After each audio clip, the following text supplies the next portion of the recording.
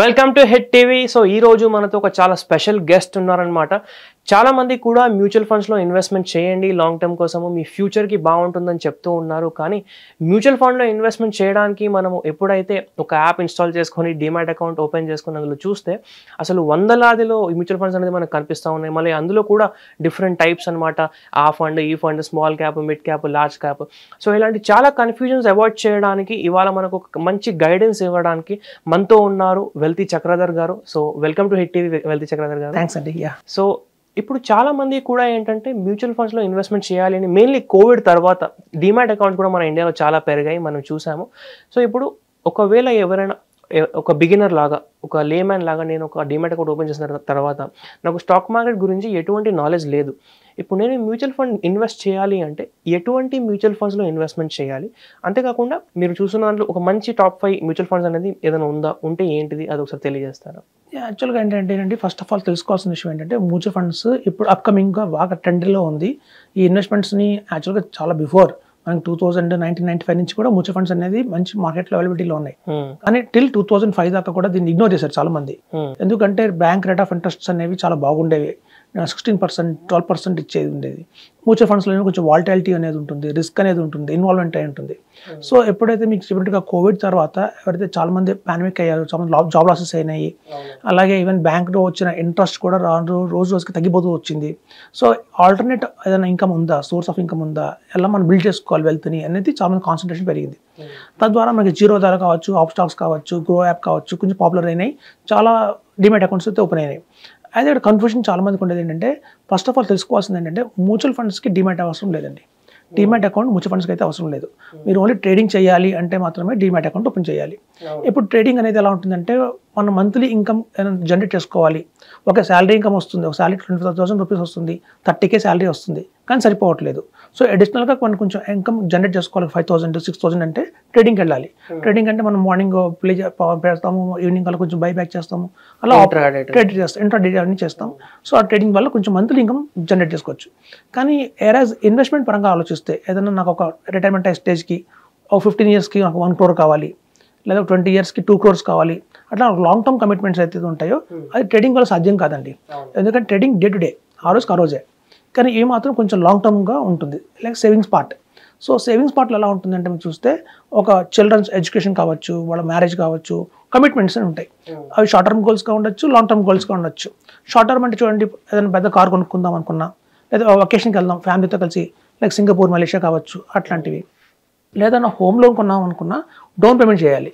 1 crore పెట్టి మీరు home loan తీసుకున్నా కూడా 120 lakhs దాకా డౌన్ పేమెంట్ చేయాలి. అట్లాంటివన్నీ షార్ట్ టర్మ్ కింద వస్తాయి. సో షార్ట్ టర్మ్ గోల్స్ కానివ్వండి, లాంగ్ టర్మ్ గోల్స్ కానివ్వండి, అన్నిటికీ సూట్ అయ్యేది మ్యూచువల్ ఫండ్స్.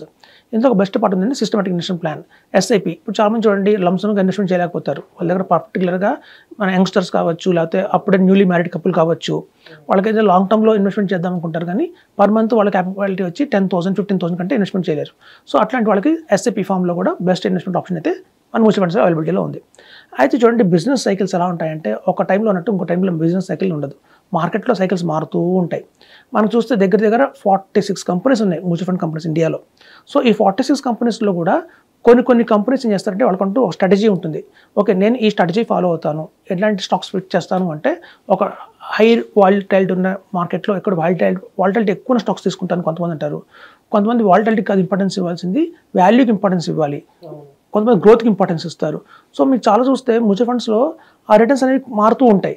ఇవాళ ఫండ్ రిటర్న్ రేపు మళ్ళీ ఉండకపోవచ్చు. బెస్ట్ ఎగ్జాంపుల్ ఏంటంటే, మీరు మనీ కంట్రోల్కి వెళ్ళండి, లేదా వాల్యూ రీసెర్చ్కి వెళ్ళండి, వెళ్ళి టాప్ బెస్ట్ 5 కొట్టండి. ఇవాళ కొట్టి మనం రాసుకుందాం, ఓకే 1st June 2024లో నాకు ఈ టాప్ 5 మనీ కంట్రోల్ చెప్పింది అని. ఒక 6 months తర్వాత మళ్ళీ మీరు టాప్ 5 కొడితే ఆ ఫండ్స్ రావు, ఆ ప్లేస్ వేరే వస్తాయి. ఎందుకంటే ఇవన్నీ సిస్టమ్ జనరేటెడ్. ఆ రోజు రిటర్న్ ఏది ఎక్కువ ఇచ్చిందంటే దాన్ని నెంబర్ 1 చూపిస్తుంది. అలా మీకు రిటర్న్ వైజ్గా వస్తాయి. కానీ అందులో కన్సిస్టెన్సీ ఉందా అవన్నీ చూడదన్నమాట. సో మనం ఎప్పుడైతే బెస్ట్ మ్యూచువల్ ఫండ్ సెలెక్ట్ చేసుకోవాలి అంటే మాత్రం కంపల్సరీగా కొన్ని 4 ఆప్షన్స్ ఉంటాయండి, 4 చూసుకోవాల్సి ఉంటాయి. అందులో ముఖ్యంగా ఏంటంటే షార్ప్ రేషియో. ఆ షార్ప్ రేషియో చెప్తుంది ఏంటంటే రిస్క్ ఎంత ఉంది, ఆ ఫండ్ రిస్క్ ఎంత ఉంది అని చెప్తుంది. అలాగే ఆల్ఫా, రిటర్న్ చూడాలి అంటే ఆల్ఫా, బీటా అనే 2 ఉంటాయి. ఆల్రెడీ వాళ్ళు మనకి ఏం తెలుస్తుందంటే ఓకే ఈ ఫండ్లో ఎంత ఆల్ఫా జనరేట్ చేసింది, బెంచ్ మార్క్ కంటే ఎక్కువ రిటర్న్ ఇచ్చింది అనేది చూస్తుంది అనమాట. అది ఆల్ఫా చెప్తుంది. అలాగే మీరు చూస్తే కనుక మనకి క్వార్టర్ ర్యాంకింగ్ అంటారు. క్వార్టర్ ర్యాంకింగ్ అంటే Q1, Q2, Q3, Q4 కానీ డివైడ్ చేస్తారన్నమాట. అంటే కన్సిస్టెన్సీ ఆఫ్ ద ఫండ్ చెప్తుంది.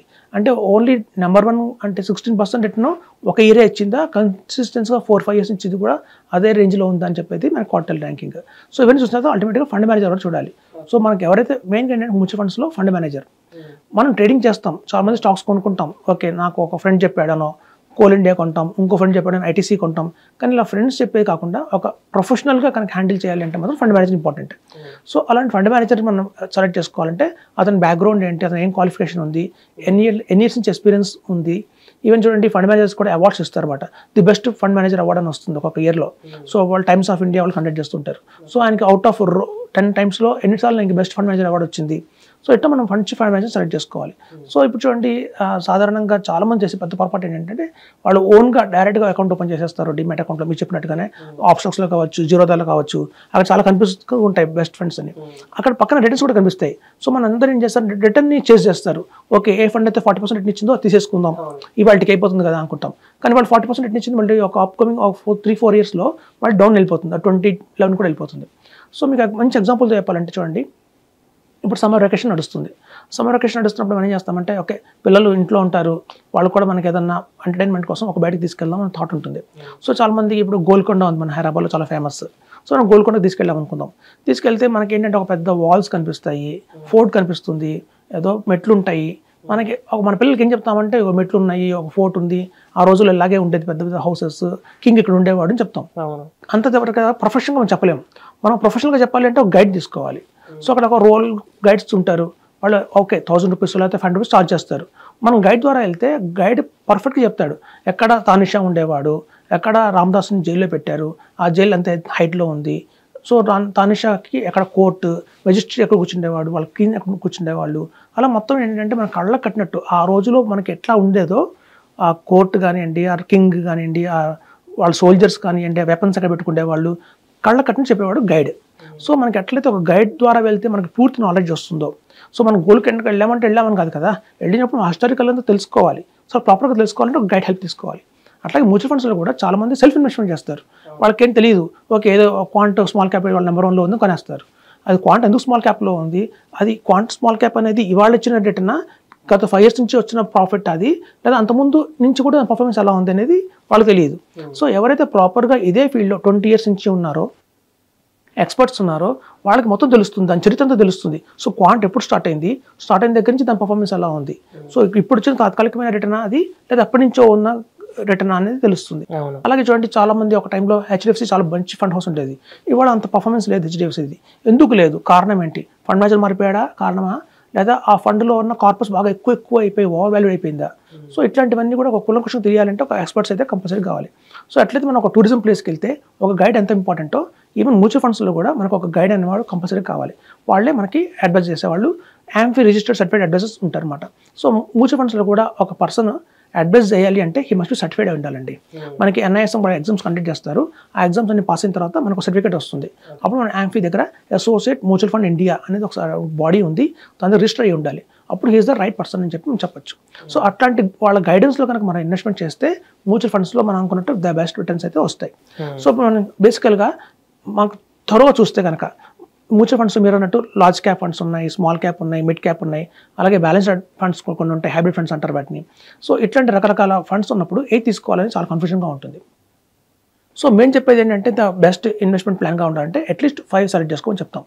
ఆ 5లో కూడా ఒక లార్జ్ క్యాప్, ఒక మిడ్ క్యాప్, ఒక స్మాల్ క్యాప్, ఒక థిమాటిక్ ఫండ్, ఒక సెక్టర్ ఫండ్, అట్లా మొత్తం కాంబినేషన్ ఆఫ్ 5 తీసుకుంటే కనుక అల్టిమేట్గా మనకి ది బెస్ట్ రిటర్న్స్ అయితే వస్తాయి.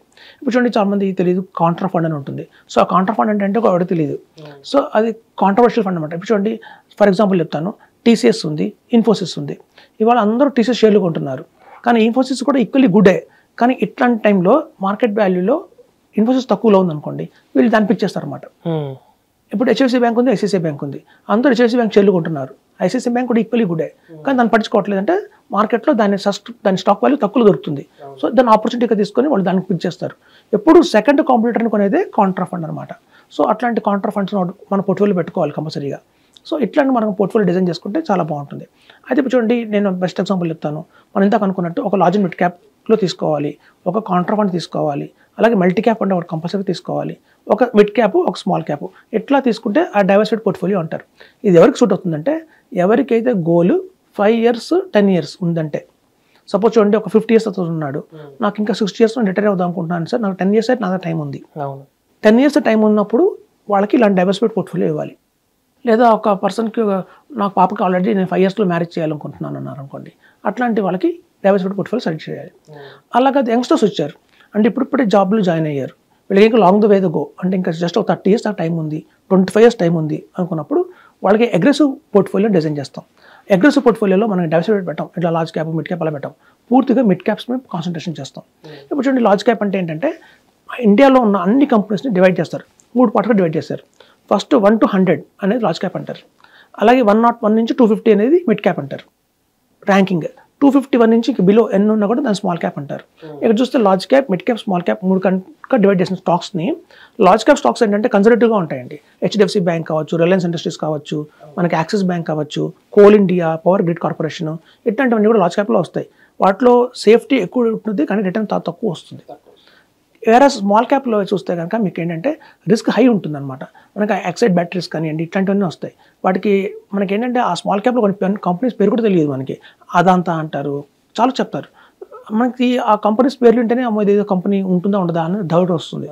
కానీ రిటర్న్ జనరేట్ చేసేది అదే, రిస్క్ కూడా అందులో ఉంటుంది, రిటర్న్ కూడా అందులో ఉంటుంది. ఇప్పుడు చూడండి, చాలామంది రిస్క్ అవాయిడ్ చేద్దాము, కన్సర్వేటివ్ని అవాయిడ్ చేద్దాం. మధ్యలో చూసారా క్రీమ్ ఉంటుంది, 101 to 250 కంపెనీస్ అయితే ఉన్నాయో ఇండియాలో ది బెస్ట్ ఉంటారు. అందులో ర్యాప్కో హోప్ ఫైనాన్స్ కావచ్చు, చాలా మంచి మంచి కెనరా బ్యాంక్ వాళ్ళ బ్యాంక్ కావచ్చు, బ్యాంక్ ఆఫ్ బరోడా కావచ్చు, ఇట్లాంటివన్నీ కూడా మంచి స్టాక్స్ ఉంటాయి. సో ఇవేంటంటే అది పూర్తిగా హై లార్జ్ క్యాప్ కాదు, అట్లాంటి రిస్క్తో కూడుకున్న స్మాల్ క్యాప్ కాదు, మీడియంగా ఉంటాయి. సో ఇట్లాంటి మిడ్ క్యాప్ కనుక మనం మంచి సెలెక్ట్ చేసుకుంటే కనుక ఫ్యూచర్లో అబ్నార్మల్ రిటర్న్స్ అయితే చూస్తాయండి. వాళ్ళ ఏజ్ కనుక 25 years అరౌండ్ ఉన్నాయి, మాకు ఒక 15 to 20 years కనుక టైం ఉంది అంటే మాత్రం మిడ్ క్యాప్ స్ట్రాటజీ మేము రికమెండ్ చేస్తాం. సో మనం ఎప్పుడైనా చెప్పాలి అంటే వాళ్ళ ఏజ్ని బట్టి, వాళ్ళు తీసుకునే రిస్క్ అప్డేట్ని బట్టి మనం డిసైడ్ చేయాల్సి ఉంటుందండి, టాప్ 5 టాప్ 10 అని. సో అట్లా మనం కనుక రికమెండ్ చేస్తే కనుక ఫర్దర్గా they will get good benefit చెప్పొచ్చు. సో వాళ్ళ ఏజ్ని బట్టి రిస్క్ ఫ్యాక్టర్ అనేది మనం డిటర్మైన్ చేసుకోవచ్చు. యంగ్ ఉంటే చాలా టైం ఉంది కాబట్టి కొద్దిగా రిస్క్ తీసుకోవచ్చు, తీసుకొని మిడ్ క్యాప్ స్టాక్స్ సెల్ చేస్తాం, మిడ్ క్యాప్ ఫండ్స్ సెల్ చేస్తాం. సో విన్నారు కదా, మనకు సార్ అనేది చాలా క్లారిటీగా చెప్పారు ఎలా పోర్ట్ఫోలియోని డైవర్సిఫై చేయాలి. మరి అంతేకాకుండా మ్యూచువల్ ఫండ్స్ కూడా మీరు తీసుకోవడానికి బయట ఎవరు పడితే వాళ్ళు చెప్పింది వినకుండా మంచిగా సర్టిఫైడ్ ఉన్న మ్యూచువల్ ఫండ్ అడ్వైజర్స్ దగ్గరనే అడ్వైజ్ అనేది తీసుకోండి. అంతేకాకుండా ఇలాంటి ఇంకా ఎపిసోడ్స్ కోసము మన హిట్ టీవీ మనల్ని ఫాలో చేయండి. అండ్ ఈ ఎపిసోడ్ గురించి మీరు ఏమనుకుంటున్నారో కింద కామెంట్ చేసి తెలియజేయండి. Thank you.